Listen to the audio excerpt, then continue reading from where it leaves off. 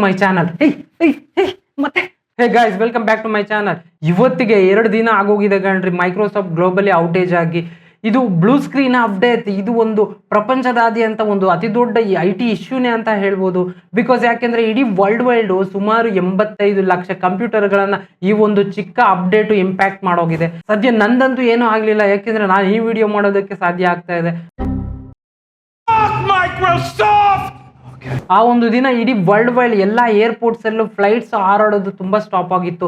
ಸುಮಾರು ನಮ್ಮ ಇಂಡಿಯಾದಲ್ಲೇ ಸುಮಾರು 200 300 ಫ್ಲೈಟ್ ಕ್ಯಾನ್ಸಲ್ ಆಗೋಗಿತ್ತು. ಅಂಡ್ ಬೋರ್ಡಿಂಗ್ ಪಾಸ್ ಕೂಡ ಪ್ರಿಂಟ್ ಮಾಡೋಕೆ ಆಗದಂತ ಸಾಧ್ಯತೆ ಇತ್ತು.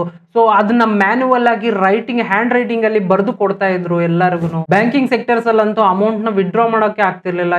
ATMs ಆಸ್ ಯೂಶುವಲ್ ಆಗಿ ಸರ್ವರ್ ಡೌನ್ ಅಂತ ಇರೋದು.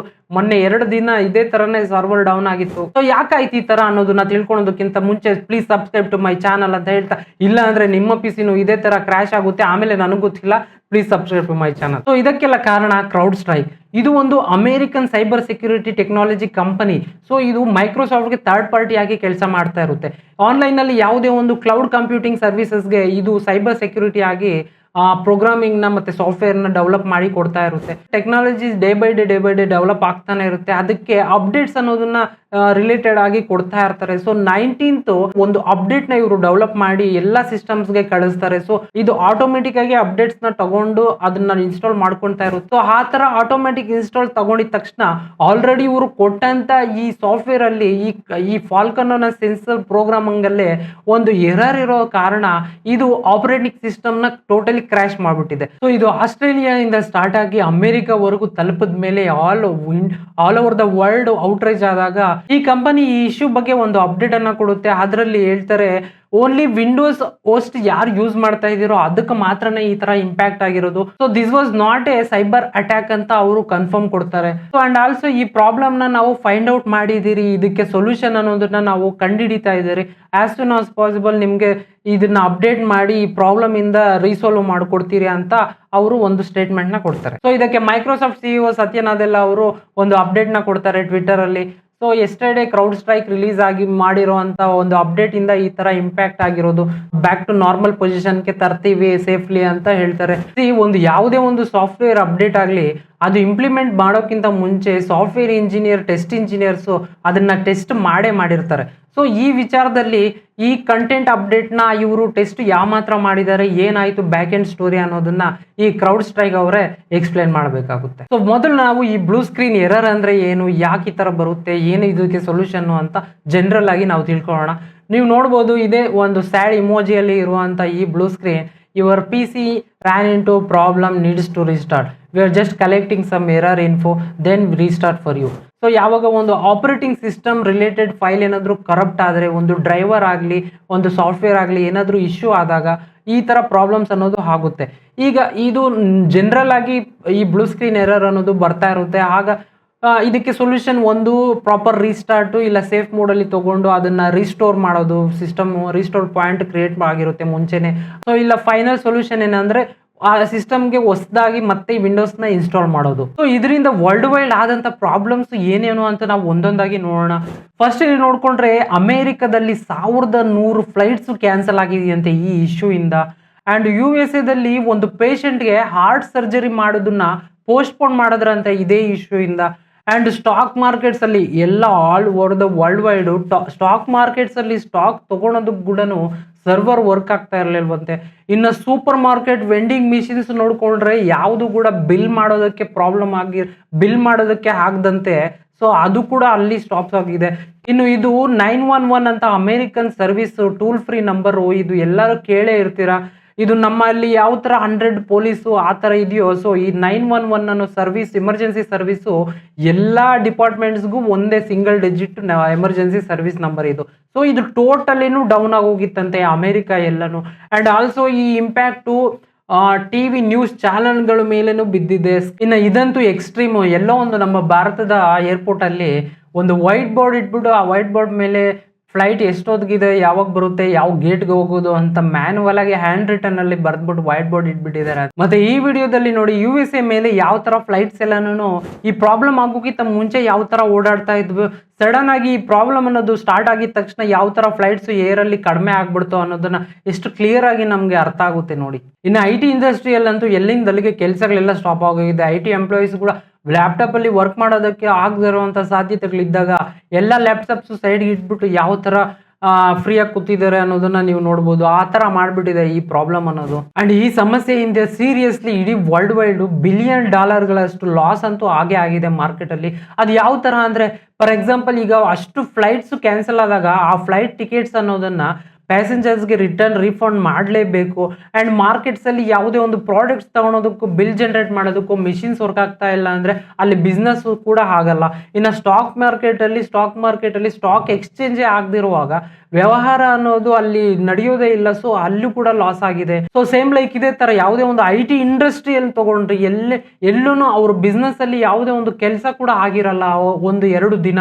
ಅದು ತುಂಬಾ ಲಾಸಸ್ ತಗೊಂಡ್ರೆ ಇದು ವರ್ಲ್ಡ್ ವೈಡ್ $ಬಿಲಿಯನ್ ಅಷ್ಟು ಲಾಸ್ ತಂದಿದೆ ಅಂತ ಎಕ್ಸ್ಪರ್ಟ್ಸ್ ಹೇಳ್ತಾ ಇದ್ದಾರೆ. ಸೊ ಇದಕ್ಕೆ ಕ್ರೌಡ್ ಸ್ಟ್ರೈಕ್ ಅವರು ಏನ್ ಸೊಲ್ಯೂಷನ್ ಕೊಟ್ಟರು ಅನ್ನೋದನ್ನ ತಿಳ್ಕೊಳ್ಳೋದಕ್ಕಿಂತ ಮುಂಚೆ, ಇದು ಯಾಕೆ ನಮ್ಮನೆ ಕಂಪ್ಯೂಟರ್ಸ್ ಅಲ್ಲೆಲ್ಲ ಆಗಿಲ್ಲ ಅಂದಿಲ್ಲ, ನಾವು ಕೆಲಸ ಮಾಡುವಂತ ಚಿಕ್ಕ ಕಂಪ್ನಿಗಳಲ್ಲಿ ಯಾಕಾಗಿಲ್ಲ, ಮತ್ತೆ ನನ್ನ ಕಂಪ್ಯೂಟರ್ ಚೆನ್ನಾಗೇ ವರ್ಕ್ ಆಗ್ತಾ ಇದೆ ಅನ್ನೋದ್ರ ಬಗ್ಗೆ ಸ್ವಲ್ಪ ತಿಳ್ಕೊಳ್ಳೋಣ ಇಲ್ಲಿ. ಮೈಕ್ರೋಸಾಫ್ಟ್ CEO ಸತ್ಯ ನಾದೆಲ್ ಅವರು ಹೇಳಿದಾಗ ಇದು ಓನ್ಲಿ IT ಸಿಸ್ಟಮ್ಸ್ ಗ್ಲೋಬಲಿ ಆಗಿರೋದು ಅಂತ. IT ಸಿಸ್ಟಮ್ಸ್ ಅಂದ್ರೆ ಇವರು ನಾರ್ಮಲ್ ಆಗಿ ನಾವು ಯೂಸ್ ಮಾಡೋ ಅಂತ ಕಂಪ್ಯೂಟರ್ ವರ್ಷನ್ PCs ನ ವಿಂಡೋಸ್ ವರ್ಷನ್ ನ ಯೂಸ್ ಮಾಡಲ್ಲ. ಇಲ್ಲಿ ಬಿಗ್ಗೆಸ್ಟ್ ಸರ್ವರ್ಸ್ ಇರುತ್ತೆ, biggest numbers of laptops computers under one server ಅಲ್ಲಿ ಕೆಲಸ ಮಾಡ್ತಾ ಇರುವಾಗ ಇವರು ಅಜೂರ್ ಅನ್ನೋ ಕ್ಲೌಡ್ ಕಂಪ್ಯೂಟಿಂಗ್ ಸರ್ವಿಸ್ ನ ಇವರು ಮೈಕ್ರೋಸಾಫ್ಟ್ ಕಡೆಯಿಂದ ಯೂಸ್ ಮಾಡ್ತಾರೆ.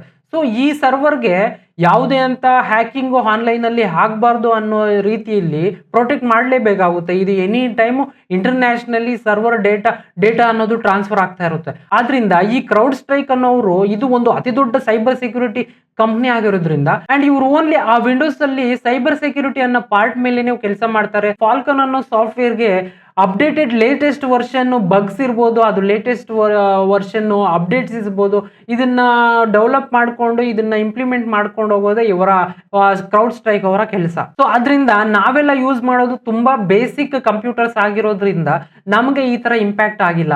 ಇದು only cloud computing service PCs ಮಾತ್ರನೇ ಆಗಿರೋದು. ಯಾವುದೇ ಒಂದು ವಿಂಡೋಸ್ ಈ ತರ ಕ್ರಾಶ್ ಆಗಿದ್ರೆ ಈ ಪ್ರಾಬ್ಲಮ್ ಇಂದ ಆ ವಿಂಡೋಸ್ ನ ಸೇಫ್ ಮೋಡ್ ಅಲ್ಲಿ ಅಥವಾ ವಿಂಡೋಸ್ ರಿಕವರಿ ಎನ್ವಿರಾನ್ಮೆಂಟ್ ಗೆ ತಗೊಂಡು ಆಮೇಲೆ C ಡ್ರೈವ್ ಹೋಗಿ ವಿಂಡೋಸ್ ಮತ್ತೆ ಸಿಸ್ಟಮ್ 32 ಅನ್ನೋ ಫೋಲ್ಡರ್, ಅನಂತರ ಡ್ರೈವರ್ಸ್ ಅನ್ನೋ ಫೋಲ್ಡರ್ ಅಲ್ಲಿ ಕ್ರೌಡ್ ಸ್ಟ್ರೈಕ್ ಅನ್ನೋ ಫೋಲ್ಡರ್ ಇರುತ್ತೆ. ಸೊ ಕ್ರೌಡ್ ಸ್ಟ್ರೈಕ್ ಅನ್ನೋ ಫೋಲ್ಡರ್ ಅಲ್ಲಿ ಲೊಕೇಟ್ ಈ ಪರ್ಟಿಕ್ಯುಲರ್ ಫೈಲ್ ನ ಲೊಕೇಟ್ ಮಾಡಬೇಕು. C000291.sys ಅನ್ನೋ ಫೈಲ್ ನ ಡಿಲೀಟ್ ಮಾಡ್ಬಿಟ್ಟು ಆ ವಿಂಡೋಸ್ ನ ಮತ್ತೆ ರೀಸ್ಟಾರ್ಟ್ ಮಾಡಿದಾಗ ಆಸ್ ಯೂಶುವಲ್ ಇದು ನಾರ್ಮಲ್ ಆಗಿ ವರ್ಕ್ ಆಗುತ್ತಂತೆ. ಆ ಪರ್ಟಿಕ್ಯುಲರ್ PC ಈ ತರ ಸೇಫ್ ಮೋಡ್ ಕೂಡ ಅದ್ರಲ್ಲಿ ಬರ್ತಾ ಇಲ್ಲ, ಆಗ್ತಾ ಇಲ್ಲ, ಸೇಫ್ ಮೋಡ್ ಕೂಡ ತಗೊಂತಾ ಇಲ್ಲ ಅಂದಾಗ ಆ ಸಿಸ್ಟಮ್ ನ ಹಾರ್ಡ್ ಡ್ರೈವ್ ನ ತಗೊಂಡು ಯಾವುದೋ ಒಂದು ಚೆನ್ನಾಗಿ ವರ್ಕ್ ಆಗ್ತಾ ಇರುತ್ತೋ ಆ ಸಿಸ್ಟಮ್ಗೆ ಈ ಹಾರ್ಡ್ ಡ್ರೈವ್ ನ ಕನೆಕ್ಟ್ ಮಾಡಿ C ಡ್ರೈವ್ಗೆ ಹೋಗಿ same procedure Windows C drive ನ ಸೆಲೆಕ್ಟ್ ಮಾಡಿ 32 ಆ ಫೋಲ್ಡರ್ ಆ ಫೈಲ್ ನ ಹೋಗ್ಬಿಟ್ಟು ಆ ಮುಖಾಂತರ ಡಿಲೀಟ್ ಮಾಡಿಕೊಂಡು ಮತ್ತೆ ಈ ಡ್ರೈವ್ ನ ಆ PC ಅಲ್ಲಿ ಹಾಕಿ ಆನ್ ಮಾಡಿದ್ರೆ ಮತ್ತೆ ಬರುತ್ತೆ ಅಂತ ಸೊಲ್ಯೂಷನ್ ಕೊಟ್ಟಿದ್ದಾರೆ. ಈ ಸೊಲ್ಯೂಷನ್ ಅಷ್ಟು ಈಸಿ ಅಲ್ಲ ಮಾಡೋದು. ಇವಾಗ ಫಾರ್ ಎಕ್ಸಾಂಪಲ್ ಒಂದು ಕಂಪ್ನಿಯಲ್ಲಿ 1000-2000 ಕಂಪ್ಯೂಟರ್ಸ್ ಇದೆ ಅನ್ಕೊಳ್ಳಿ, ಅಲ್ಲಿ ಇರೋ IT ಅಡ್ಮಿನಿಸ್ಟ್ರೇಟರ್ ಅವ್ರಿಗೆ ನಿಜವಾಗ್ಲೂ ಒಂದು ದೊಡ್ಡ ಕೆಲಸನೇ ಅಂತ ಹೇಳಬೇಕು. ಬಿಕಾಸ್ ಯಾಕೆಂದ್ರೆ ಎಲ್ಲ ಒಂದು ಕಂಪ್ಯೂಟರ್ಸ್ ನ ಮ್ಯಾನ್ಯುವಲ್ ಆಗಿ ಅವರು ರೆಡಿ ಮಾಡ್ತಾ ಇರಬೇಕು. ಎಲ್ಲ ಈ ಪ್ರೊಸೀಜರ್ನ ಮ್ಯಾನ್ಯುವಲ್ ಆಗಿ ಎವ್ರಿ ಸ್ಟೆಪ್ ಎಲ್ಲ ಕಂಪ್ಯೂಟರ್ಸ್ ಅಲ್ಲೂ ಮಾಡಬೇಕು. So it's takes lot of time ಅಂತಾನೆ ಹೇಳ್ಬೋದು. ಬಿಕಾಸ್ ಅಂಡ್ ಇದು ಅಷ್ಟು ಬೇಗ ಅಂತೂ ಆಗದಿರುವಂತ ಕೆಲಸ ಅಲ್ಲ. ಇದಕ್ಕೆ ಇನ್ನ 2-3 ದಿನಗಳು ಆಗುತ್ತೆ ಅನ್ಸುತ್ತೆ ರಿಕವರಿ ಆಗೋಷ್ಟರಲ್ಲಿ ಟೋಟಲಿ. ಬಿಕಾಸ್ IT ಡಿಪಾರ್ಟ್ಮೆಂಟ್ ಅನ್ನೋರು 24 hours ಕೆಲಸ ಮಾಡಿದ್ರೇನೆ ಈ ತರ ಸೊಲ್ಯೂಷನ್ ಅಲ್ಲಿ ಈಚೆ ಬರಕ್ ಆಗೋದು ಸಾಧ್ಯ. ಈ ಮೈಕ್ರೋಸಾಫ್ಟ್ ಔಟೇಜ್ ಇಂದ ನಾವು ತಿಳ್ಕೊಬೇಕಾಗಿರೋದು ಏನಂದ್ರೆ, ಅವ್ರು ಕಲಿಸ್ಕೊಟ್ಟಿದ್ದೇನಂದ್ರೆ ಮಾರ್ಕೆಟ್ ಅಲ್ಲಿ ಫಾರ್ ಎಕ್ಸಾಂಪಲ್ ಈಗ ಮೈಕ್ರೋಸಾಫ್ಟ್ ಆಪರೇಟಿಂಗ್ ಸಿಸ್ಟಮ್ ನ ವರ್ಲ್ಡ್ ಅಲ್ಲಿ 72% ಅಷ್ಟು ಯೂಸ್ ಮಾಡ್ತಾರೆ. ಇನ್ನು ಮಿಕ್ಕಿದ್ದ 16% ಮ್ಯಾಕ್ OS ಆಪರೇಟಿಂಗ್ ಸಿಸ್ಟಮ್ ನ ಯೂಸ್ ಮಾಡ್ತಾರೆ. ಇನ್ನು ಮಿಕ್ಕಿದ್ದೆಲ್ಲ 3% ಆಂಡ್ರಾಯ್ಡ್ ಮತ್ತಿತರ ಲಿನಿಕ್ಸ್ ಈ ತರ ಆಪರೇಟಿಂಗ್ ಸಿಸ್ಟಮ್ ನ ಯೂಸ್ ಮಾಡ್ತಾರೆ. ಸೊ 72% ಅನ್ನೋದು it's not A low number. So ಆದ್ರಿಂದ ನಾವು ಯಾವುದೋ ಒಂದು ಪ್ರಾಡಕ್ಟ್ಗೆ ನಾವು ಮೊನೊಪೊಲಿ ಕೊಟ್ಟಾಗ ಇದು ನಮ್ಮನ್ನ ಯಾವುದೋ ಒಂದು ಪರಿಸ್ಥಿತಿಯಲ್ಲಿ ಈ ತರ ಸಮಸ್ಯೆಗಳಾದಾಗ ಆಬ್ವಿಯಸ್ಲಿ ಕಂಪ್ಲೀಟ್ಲಿ ವರ್ಲ್ಡೇ ಸ್ಟಾಪ್ ಆಗ್ಬಿಡುತ್ತೆ ವರ್ಕ್ ಮಾಡೋದು. ಸೊ ಅದರಿಂದ ನಾವು ಯಾವುದು ಒಂದಕ್ಕೆ ಡಿಪೆಂಡ್ ಆಗ್ದಿರಾ ಒಂದೆರಡು ಸರ್ವಿಸಸ್ನ ನಾವು ಯೂಸ್ ಮಾಡಲೇಬೇಕು, ಬ್ಯಾಕಪ್ ಆಗಿ ಇರಲೇಬೇಕು. ಇಲ್ಲ ಅಂದ್ರೆ ಈ ತರ $1 ಟ್ರಿಲಿಯನ್ ಅಷ್ಟು ಲಾಸ್ ಅನ್ನು ಮತ್ತೆ ಫೇಸ್ ಮಾಡಿದ್ರೆ, ಮತ್ತೆ ಈ ತರ ಟೆಕ್ನಿಕಲ್ ಇಶ್ಯೂ ಆದ್ರೆ ತುಂಬಾ ಪರಿಸ್ಥಿತಿಗಳಲ್ಲಿ ತುಂಬಾ ಸಮಸ್ಯೆಗಳು ಆಗುತ್ತೆ ಅನ್ನೋದು ನನ್ನ ಅಭಿಪ್ರಾಯ. ಸೊ ರೀಸೆಂಟ್ ಆಗಿ ಆದ ನಮ್ಮ ನೆಟ್ವರ್ಕಿಂಗ್ ಸಿಸ್ಟಮ್ ಅಲ್ಲಿ ಜಿಯೋ ಮಾಡಿದ ಕೆಲಸನೇ, ಜಿಯೋ ಯಾವ ತರ ಆಯ್ತು ಅಂದ್ರೆ, ಇಷ್ಟು ದಿನ ನಮ್ಗೆ ಫ್ರೀ ಅಂತ ಕೊಟ್ಟು ಎಲ್ಲರೂ ಜಿಯೋ ಒಂದು ಸಿಮ್ ನ ಇಟ್ಕೊಳ್ಳೋ ಅಷ್ಟು ಪರಿಸ್ಥಿತಿಯಾಗಿ ತಂದು ಬಿಟ್ಟಿದ್ರು. ಸೊ ಇಷ್ಟು ದಿನ ನಾವು ಯೂಸ್ ಮಾಡ್ತಾ ಒಂದೇ ಸಲ ಅವರು ಪ್ರೈಸ್ ಹೈಕ್ ಅಂತ ಮಾಡಿದಾಗ ನಮ್ಗೆ ಏನ್ ಮಾಡ್ಬೇಕು ಅಷ್ಟು ಸಡನ್ ಆಗಿ ಅನ್ನೋ ಪರಿಸ್ಥಿತಿಗಳಲ್ಲಿ ಎಲ್ಲರನ್ನೂ ತಂದುಬಿಟ್ಟು. ಸೊ ಫೈನಲಿ ಈ ವಿಡಿಯೋದಲ್ಲಿ ಇಷ್ಟು, ಮತ್ತೊಂದು ವಿಡಿಯೋದಲ್ಲಿ ಸಿಗೋಣ ಅಂತ ಹೇಳ್ತಾ, please subscribe to my channel. ಮತ್ತೆ